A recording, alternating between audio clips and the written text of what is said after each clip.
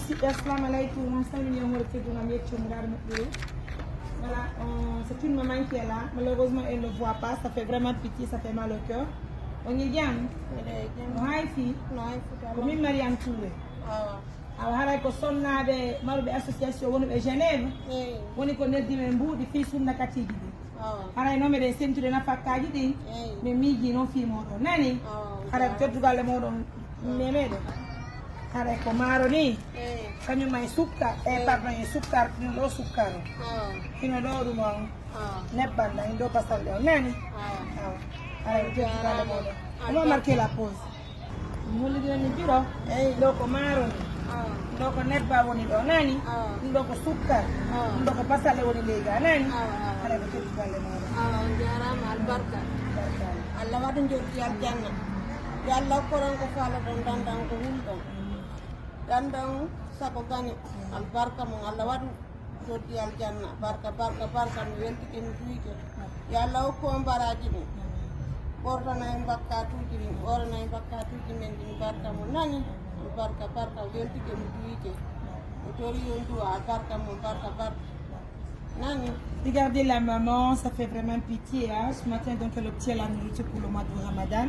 Si hier, elle avait en tout cas le souci comment gagner de la nourriture, aujourd'hui, assistance humanitaire d'urgence à travers ses partenaires depuis Genève. Hein? En tout cas, l'offre de la nourriture. Merci à tous les partenaires de la confiance. Merci à tous les partenaires de confiance depuis le monde, à travers le monde, où que vous soyez. En tout cas, Genève Albarka, merci ce matin de donner le sourire à ces personnes vulnérables, qu'Allah vous protège, qui vous donne la chance de gagner mieux qu'aujourd'hui. En tout cas, Albarka mon bureau. Barka mo Allah waɗu joɗɗi aljanna barka mo mi weltike mi tuyke barka mo barka nani heɓi duuɓi joɗi la bonɗi ɗon heɓi duuɓi joyi hana nde ɗo yitere fof namdi kala tanɗi ɗi noon ɗum fof mi yeyami guerɗi mo ŋaami rongu eni wotere nde ñawdoto wotere nde ñawdoto nden ɗon koymi yaw ka wuntinoɓɓe ɓen ɗon woɓe wuntina e wotere nde donc si woni partenaire ɓe waltite men waɗani to nanene ara hande ko fina fakka yiɗi barka na allez mes amours, je vais vous laisser, prenez bien soin de vous, merci pour la confiance, pour l'attention, merci de nous choisir parmi tant de personnes, encore une fois de plus, prenez bien soin de vous, au revoir. Super, assalamu alaikum, isamini yo murad moƴƴuru oñi jam, assalamu alaikum men oñi jam hayki hay ko hulan Ito hula. Ano dyan? Maiki. Paiko. Konto yung ito? Par galon mo? Ano galon ko? Na? Yo. Oyaw. Ma. Ito lane din eh. Maiki. Paiko. Maiki bui. Paiko. Suma yo. Aso hula na. Ano dyan? Japela. Oh là là, elle a toujours peur, il n'y a pas de souci. On est bien, on a fait bruit. Pas quoi. On est bien. Alors, comment je vais remettre le guiti? Lui était l'assistance humanitaire d'urgence. Alors, on a une dame qui a dit, on a dit que Mariam Touré. Quanto veoni? Mamu. On a dit, bene. On cambe in minime. Mais il y a autre chose. Ala biro min te Mariam Touré nani ala ko teddu balle mo yiɗo piiji ko tanti Aisha wonciramɓe en pari woni ko addani en ɗum ɗo woni men joni hatton yimɓe ballal eyno men hiiɗo rondi ɗum ɗo hiɗo yiigo woɗɗini hara men inni hayɗo ko sayi ɗon hattoni men ngal ballal ala ko teddu balle makko sulakati mo gonni anne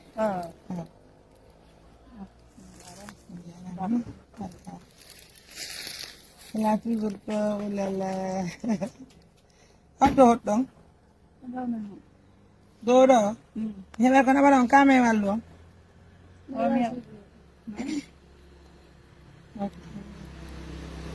Merci à tout le monde, merci pour la confiance, merci pour l'attention comme vous le constatez, c'est une maman qui n'attendait vraiment pas cette surprise. Mais assistance humanitaire d'urgence avec nous, à travers nos partenaires de confiance. Et finalement, c'est une maman que nous rencontrons, voilà, et aujourd'hui, alhamdoulilah.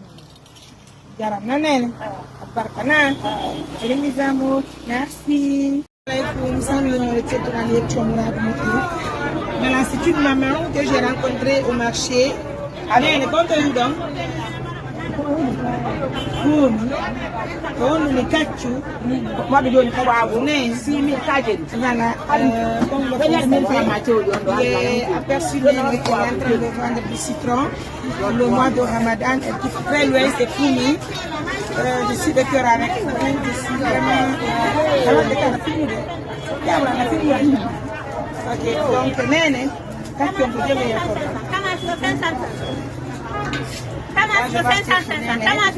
et on y a je suis en plein milieu du marché mais là j'ai un montant avec moi.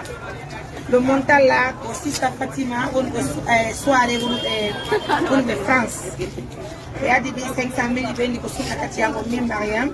Mais moi j'ai vu Nene, il y a des 4 chocolats, voilà,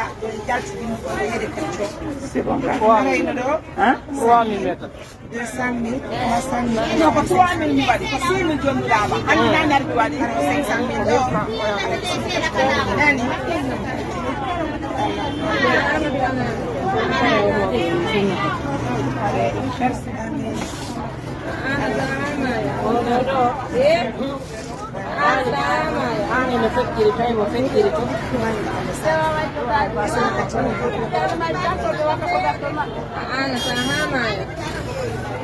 Allez vous le constater, hein? Merci à tous nos milliers de partenaires et en même temps moi je vais acheter cette avec caricature en même temps. En tout cas merci à tout le monde. Hein?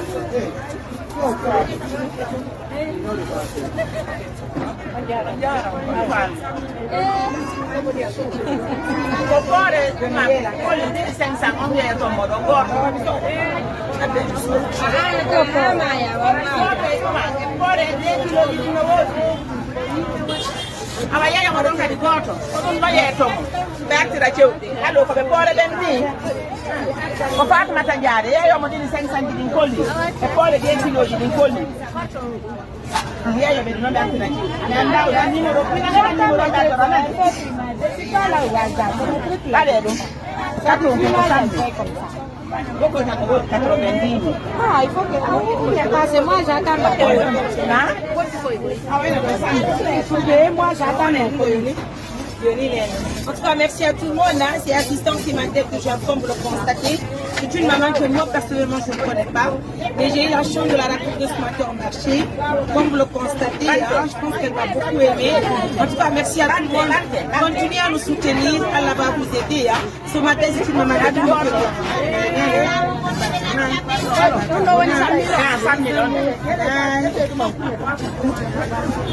Grande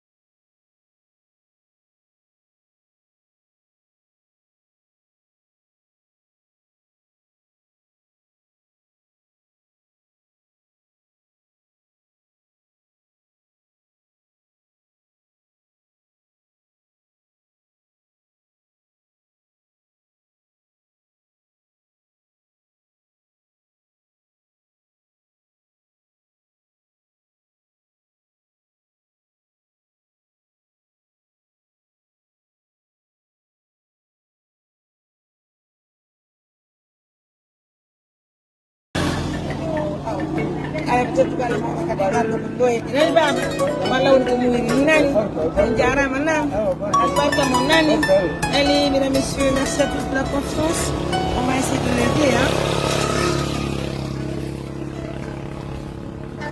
Merci moto bien sûr nani on jarama baba merci au revoir alaikum salam assalamu alaikum waaleykum koy waaye fi boy koray ko ɗo jiwondine ko ñiwi on to kalumo pay koy waaye fi boy ena fatmata junno komɓe on to kenewo honno ɗoñi jam no haysi pay koy awa haray ko jawo natana nani awa haray tigiti jomen ganda on andami kono haray ko moƴoɓere men joguitti wiyetede assistance humanitaire d'urgence haray ɗo ko frère Diallo wontirɓe ka meɗen Espagne woni ko hewtini en mbuuɗi wondema ɓe faala haray anniyanugol nene mabɓe feƴƴi ɓe sadaka batte suumayon haray ɓe holli men joni hato jimɓe mum nannene awa teddugale makko ono min komin jimiɗiɗo albarka Allah waɗan sadaka jaɓaɗo albarka buy Allah hokkiɓen ha ɓoye juuɗe Allah dande masiboji haylutoɗo albarka buy albarka min weltaniki on albarka nani on jarama haray ko hono yaay ɗon no woɗɗi oye ko kenewol ɗo kenewol ne kenewol hay kon to arde se on to sen ɗon ga kalumo ɗon woni kalumo haɗon addi yeygol oye na hunde mi ari yeygol na hunde mi ari yeygol ara yeygol Barkanani. Mesdames, messieurs, comme vous le constatez, hein, donc c'est une maman qui était venue pour le marché hebdomadaire. Donc on dit Alhamdulillah, puisque la maman est venue. Heureusement qu'elle s'est retrouvée avec elle. Et nous, à notre tour aussi, on dit Alhamdulillah. On donne ce cadeau.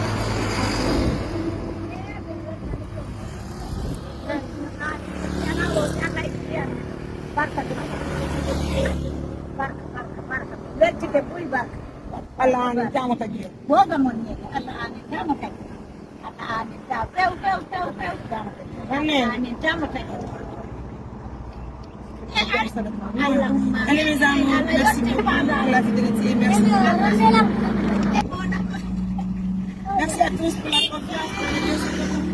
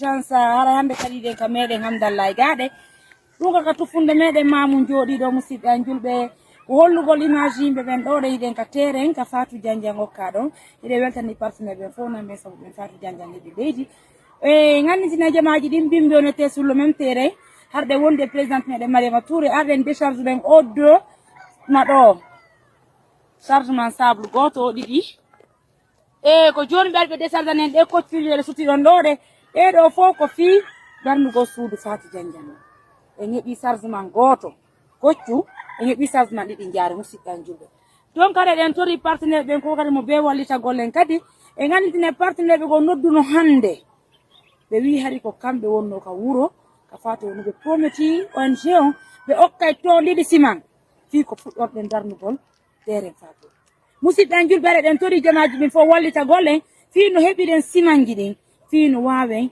fuɗɗorade fi darnugol suudu Fatou Janjang haray ɗen hatton jini kadi e 5000 briques jerinen e 5000 briques ko fiite yaha jusqu'à un certain temps tawta ça va pas aller donc musidɓe an julɓe aɗa ɗen tori jamaji ɗin fof wallitagol mo ɓe bitta timo ɓe ka wowi ɗon yo hande ko lewru suma en woni arde ɗon imo be no haton jini e ɗaɓɓugo baraji ha lokkoen baraji lewru suma yendu haɗa ɗen tommi jamaji ɗi wallitagol en fi Allah woti annabijo wallidiren handu suudu Fatou Janjang darne ay wawi mottodirde wo kamɓe ɓe wurne si tawi woni hawriti woni kaɓe wonara ɗen salmina partenaire ɓen fof ɗe weltaniɓe hiɗen jarniɓe hiɗen inniɓe albarka mo be ka wontiri yo Allah waɗan en fof meɗen joddi aljanna haray komin ari hollugol on ɗo ka image ɗo ɗe ɓayɗon andi onon e menen piiji ɗin fof ko en réalité on ɗe yirde piiji ɗin fof en yaade on yaadu woturu ɓaymen yata min accan on yata accon men ko hunde wotorde wonɗe golde musidɓe an juɓe ko ɗumen ari hollugol en ɗo ɗe bimbi en jippino ɗi toɗma chargement ji ɗi ɗo jaare kikiɗe ɗon addi o chargement goto koccuɗo ɗe hollugol musidɓe men julɓe ɓen fewɗo ni kaka leydi ka Fatou Janjang okka ɗon koye ndi leydi jari ɓen ɗon musidɓe an julɓe ɗum noon ko hamdallah woni musidɓe an julɓe jamaji ɗin fof min albarka mo be ko waɗi yo Allah maran en aljanna ko ɗum torɗen Allah subhanahu wa taala o haray ko onon e Rouguiatou Touré wonduno représentant moɗon Conakry on kono fewɗo de kat meɗen mamu gaɗe eɗen jokkitigal liggueji ɗi mbayɗon andi piiji ɗi wela fiide eɗen salmina jamaji ɗin fof hawta présidente meɗen Mariama Touré donc andi kadi mi andintina jamaji ɗin en fuɗɗike sendutugol nafakkaji ɗin fi yimɓe hatto yimɓe balle ɗen hande o yiggoga page présidente meɗen en senditi seeɗaji ɓe partenaire ɓe wallitike eɗen tori bittagati mo kala faala ettude sadaka yo addu ha ka présidente meɗen Mariama Touré jonnen hatton yimɓe ballaga saabu no jama on no maapika lewru sumayeɗo emo okkile maapiɗo Allah subahana taala o ittanamo kankadi ande yo Allah ittanen hande e fo meɗen haray ko onon e Rouguiatou Touré assalamu aleykum musidɓe assalamu aleykum min salmini julɓe Allah ɓen fof merci à notre tante Titi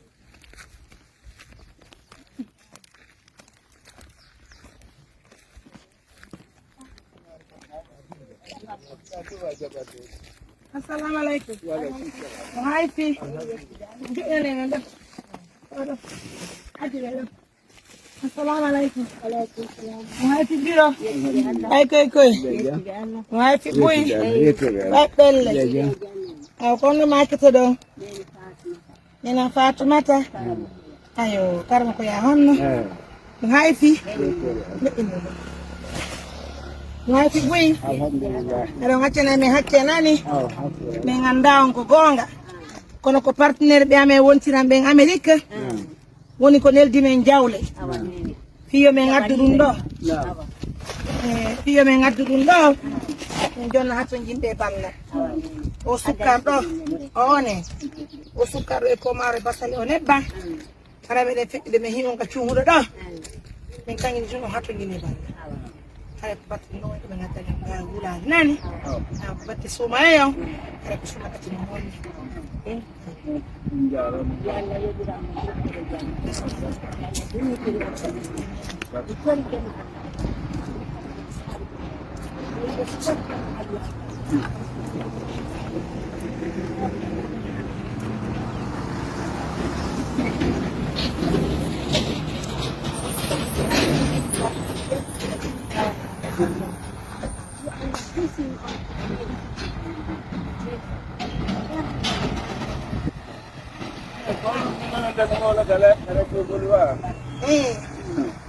ko bene mi wiyete Mariama Touré Daminga ñande to mo hiɗo ngoola ɗo woɓɓe noddi on fii bangañal to o fii ballal makuɗo wonde makko sukaɓeɓen to woni wallitaki ɓe on naɓi ɓurɓe tiji fii addugo mbirkuɓe intelligent kono woni ɗi exactement baññaga sinaɗo malla joni gane ayi ko ɗo ɓe woni allah o wala nani e no nawni yimɓe wawata ala nokkuno mi yarami acca allah moƴƴina hen allah moƴƴina hen haray ɗo ko Allah muy woni men yewtuɗo haray ko sonno kati maɓɓe on ni nani haray min yewtoy si Allah mo nani barka nani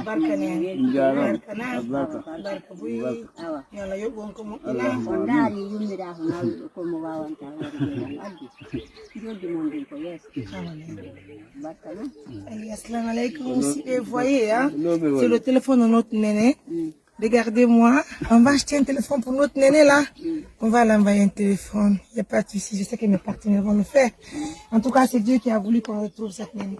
Notre maman ici, Inch'Allah, de néné. Mais il y a aussi ça la jabina. Ah ouais. Il y a aussi ça la jabina. Barka mon barka barka mon ɗo ɓe woni yalla moƴƴi ala o sukkarɗo ko maroyo yo basaleɗo ɗan ɗo nebban suna kati mo wonno na nene barka nani barka nani on jarama barka merci à tout le monde au revoir mes amours